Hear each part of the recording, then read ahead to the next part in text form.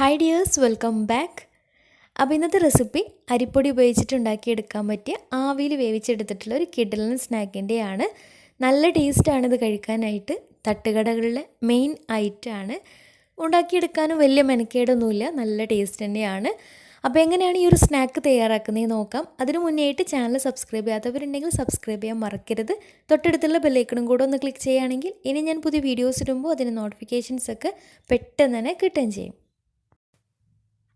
അപ്പോൾ ഈ ഒരു സ്നാക്ക് തയ്യാറാക്കി എടുക്കാൻ വേണ്ടിയിട്ട് ആദ്യം തന്നെ ഒരു മിക്സിയുടെ ജാറിലേക്ക് ഒരു 1/4 കപ്പ് തേങ്ങ ചിരകിയത് ചേർത്ത് കൊടുക്കാം. എന്നിട്ട് അതിലേക്ക് 2 പച്ചമുളക് ചേർത്ത് കൊടുത്തിട്ടുണ്ട്. വലിയ എരിവില്ലാത്ത മുളകാണ് കേട്ടോ. അപ്പോൾ നല്ല എരിവുള്ള മുളകാണെങ്കിൽ ഒന്ന് തന്നെ മതിയാവും. എന്നിട്ട് അതിലേക്കൊരു 1/4 ടീസ്പൂൺ പെരിഞ്ജീരകം കൂടെ ചേർത്തിട്ട് ഇതുപോലെ ചെറുതായിട്ടൊന്ന് ചതച്ചെടുക്കണം. ഒരുപാട് അരഞ്ഞു പോവരുത്, ഇതുപോലെ ഒന്ന് ചതച്ചെടുത്താൽ മതിയാവും. ഇനി ഒരു നോൺ സ്റ്റിക്കിൻ്റെ പാൻ സ്റ്റൗവിൽ വെച്ചിട്ട് അതിലേക്ക് ഒരു 2 ടേബിൾ സ്പൂൺ വെളിച്ചെണ്ണ ഒഴിച്ചു കൊടുക്കാം. എന്നിട്ട് ഇതിലേക്ക് അത്യാവശ്യം വലുപ്പത്തിലുള്ള 2 സവാള ചെറുതായിട്ട് കട്ട് ചെയ്തെടുത്തിട്ടുണ്ട്. അപ്പോൾ അതും കൂടെ ചേർത്ത് കൊടുക്കാം. ഇനി ഇത് നന്നായിട്ടൊന്ന് വഴറ്റിയെടുക്കണം. അപ്പോൾ സവാള പെട്ടെന്ന് വഴന്ന് കിട്ടാൻ വേണ്ടിയിട്ട് ഒരു നുള്ളു ഉപ്പ് ചേർത്തിട്ട് വഴറ്റിയെടുക്കാം. അപ്പോൾ സവാള ചെറുതായിട്ടൊന്ന് വഴന്ന് വരുന്ന സമയത്ത് ഇതിലേക്ക് ഒരു 1.5 ടീസ്പൂൺ ഇഞ്ചി വെളുത്തുള്ളി പേസ്റ്റും കൂടെ ചേർത്ത് കൊടുക്കാം. ഇഞ്ചി വെളുത്തുള്ളി പേസ്റ്റ് ചേർത്തിട്ട് ഒന്ന് മിക്സാക്കി എടുത്തതിന് ശേഷം പിന്നെ നല്ലൊരു ഫ്ലേവറിന് വേണ്ടിയിട്ട് കുറച്ച് കറിവേപ്പില ചെറുതായിട്ട് കട്ട് ചെയ്തതും കൂടി ചേർത്ത് കൊടുത്തിട്ടുണ്ട്. ഇനി ഇത് നന്നായിട്ട് വഴന്ന് നല്ല സോഫ്റ്റായിട്ട് വരട്ടെ. അപ്പോൾ സവാളൊക്കെ നന്നായിട്ട് വഴന്ന് കിട്ടിയാൽ ഇനി ഇതിലേക്ക് നേരത്തെ ക്രഷ് ചെയ്ത് വെച്ചിട്ടുള്ള തേങ്ങ ചേർത്ത് കൊടുക്കുന്നുണ്ട്. കൂടെ തന്നെ ഒരു 1/4 ടീസ്പൂൺ മഞ്ഞൾപ്പൊടിയും അതുപോലെ തന്നെ 1 ടീസ്പൂൺ മുളക് പൊടിയും കൂടെ ചേർത്തിട്ട് നന്നായിട്ടൊന്ന് വഴറ്റിയെടുക്കാം. അപ്പോൾ തേങ്ങ ചേർക്കുന്നതിന് മുന്നേ മഞ്ഞൾപ്പൊടിയും മുളക് പൊടിയും ചേർത്തിട്ട് മസാലയുടെ പച്ചമണക്കൊന്ന് മാറിയിട്ട് തേങ്ങ ചെറിയത് ചേർത്ത് കൊടുക്കുകയാണെങ്കിൽ അതായിരിക്കട്ടെ ഏറ്റവും നല്ലത്. അപ്പോൾ ഞാൻ ഓർമ്മയില്ലാണ്ട് ഫസ്റ്റ് തേങ്ങ ഇട്ട് കൊടുത്തതാണ്. കുഴപ്പമൊന്നുമില്ല, അപ്പോൾ നിങ്ങൾ ചെയ്യുന്ന സമയത്ത് അങ്ങനെ ചെയ്തെടുക്കാം. പിന്നെ ഇതിലേക്കൊരു 1 ടീസ്പൂൺ ചിക്കൻ മസാലയും കൂടി ചേർത്ത് കൊടുത്തിട്ട് നന്നായിട്ടൊന്ന് മിക്സാക്കി എടുക്കുന്നുണ്ട്. എന്നിട്ട് ഇതിലേക്ക് കുറച്ച് മല്ലിയില ചെറുതായിട്ട് കട്ട് ചെയ്തതും പിന്നെ പാകത്തിന് ഉപ്പ്, നേരത്തെ സവാള വാടി കിട്ടാനുള്ള ഉപ്പ് മാത്രമേ ചേർത്ത് കൊടുത്തിട്ടുണ്ടായിരുന്നു. അപ്പം ഉപ്പ് നോക്കിയിട്ട് പാകത്തിന് ഉപ്പും ചേർത്തിട്ട് നന്നായിട്ട് മിക്സാക്കി എടുക്കാം. ഇനി ഇതിലേക്ക് കുറച്ച് ചിക്കൻ മഞ്ഞൾപ്പൊടിയും ഉപ്പും കുരുമുളക് പൊടിയും ഇട്ട് വേവിച്ചിട്ട് മിക്സിയുടെ ജാറിലിട്ടിട്ട് ഒന്ന് ക്രഷ് ചെയ്തിട്ട് ഇതിലേക്ക് ചേർത്ത് കൊടുക്കുന്നുണ്ട്. അപ്പോൾ അതും കൂടി ചേർത്തിട്ട് നന്നായിട്ടൊന്ന് മിക്സാക്കി കുറച്ച് സമയം ഒന്ന് വഴറ്റി എല്ലാം ഒന്ന് മിക്സായിട്ട് കിട്ടിയാൽ ഫ്ലെയിം ഓഫ് ചെയ്യാം. ഇതിലേക്കുള്ള കൂട്ട് റെഡി ആയിട്ടുണ്ട്. ഇനി ഇത് ചൂടാറാൻ വേണ്ടിയിട്ട് മാറ്റി വെക്കാം. അപ്പോൾ ഫില്ലിങ്സ് റെഡി ആയിട്ടുണ്ട്. ഇനി ഇതിലേക്കുള്ള മാവൊന്ന് കുഴച്ചെടുക്കണം. അപ്പോൾ അതിന് വേണ്ടിയിട്ട് ആദ്യം തന്നെ ഒരു മിക്സിയുടെ ജാറിലേക്ക് 1 കപ്പ് തേങ്ങ ചിരകിയത് ചേർത്ത് കൊടുക്കാം. പിന്നെ ഇതിലേക്ക് ഒരു പിടുത്തം വലിയ ഉള്ളി സവാള ചെറുതായിട്ട് കട്ട് ചെയ്തത് ചേർത്ത് കൊടുക്കുന്നുണ്ട്. സവാളക്ക് പകരം ചെറിയ ഉള്ളി ആയാലും കുഴപ്പമില്ല. പിന്നെ 1 ടീസ്പൂൺ പെരിഞ്ജീരകം കൂടി ചേർത്തിട്ട് ഒന്ന് ക്രഷ് ചെയ്തെടുക്കാം. ഇനി ഒരു ബൗളിലേക്ക് 1.5 കപ്പ് അരിപ്പൊടി എടുത്തിട്ടുണ്ട്. വറുത്തിട്ടുള്ള അരിപ്പൊടിയാണ് കേട്ടോ. എന്നിട്ട് ഇതിലേക്ക് പാകത്തിന് ഉപ്പും പിന്നെ ക്രഷ് ചെയ്തെടുത്തിട്ടുള്ള തേങ്ങയും കൂടെ ചേർത്തിട്ട് നന്നായിട്ട് മിക്സാക്കി എടുക്കാം.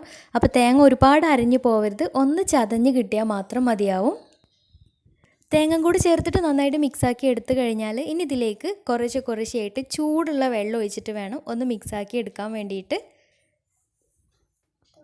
ഞാനിപ്പോൾ എടുത്തിട്ടുള്ളത് വറുത്തിട്ടുള്ള അരിപ്പൊടിയാണ് കേട്ടോ. അപ്പോൾ അതിലേക്ക് നല്ല ചൂടുള്ള വെള്ളം ഒഴിച്ചിട്ട് ഇതുപോലെ നന്നായിട്ടൊന്ന് മിക്സാക്കി എടുക്കാം.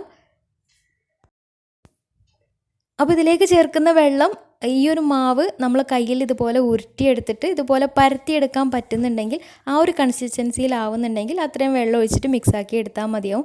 കാരണം ഓരോ പൊടിക്കും വെള്ളത്തിൻ്റെ അളവിൽ നല്ല വ്യത്യാസം ഉണ്ടാവും. അപ്പോൾ നോക്കിയിട്ട് കുറേശ്ശെയായിട്ട് വെള്ളം ഒഴിച്ചിട്ട് വേണം ഇതുപോലെ മിക്സാക്കി എടുക്കാൻ വേണ്ടിയിട്ട്.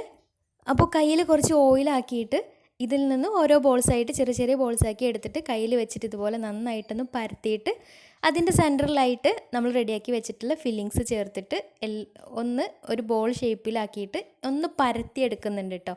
ഇഷ്ടമുള്ള ഷേപ്പിൽ ചെയ്തെടുക്കാം. ഞാനിപ്പോൾ കട്ട്ലറ്റിൻ്റെ ഈ ഒരു ഷേപ്പിലാണ് റെഡിയാക്കി എടുക്കുന്നത്. നമുക്ക് ഇഷ്ടമുള്ള ഒരു ഷേപ്പിൽ റെഡിയാക്കി എടുക്കാം. ബോൾ രൂപത്തിലാക്കിയെടുക്കാം, അല്ലെങ്കിൽ ഉന്നക്കായൻ്റെ രൂപത്തിലാക്കിയെടുക്കാം. സാധാരണ ഈ ഒരു കൽമാസ് കാണാറുള്ളത് ഉന്നക്കായുടെ ഷേപ്പിലാണ്. നമുക്ക് ഇഷ്ടമുള്ള ഷേപ്പിൽ റെഡിയാക്കി എടുക്കാം. ഇതുപോലെ എല്ലാതും ചെയ്തെടുക്കാം. ഇനി ഇതൊന്ന് സ്റ്റീം ചെയ്തിട്ടാണ് കേട്ടോ വേവിച്ചെടുക്കുന്നത്. അപ്പോൾ അതിന് വേണ്ടിയിട്ട് ഒരു സ്റ്റീമറിലേക്ക് ഓരോന്നായിട്ട് ഇട്ട് കൊടുക്കാം.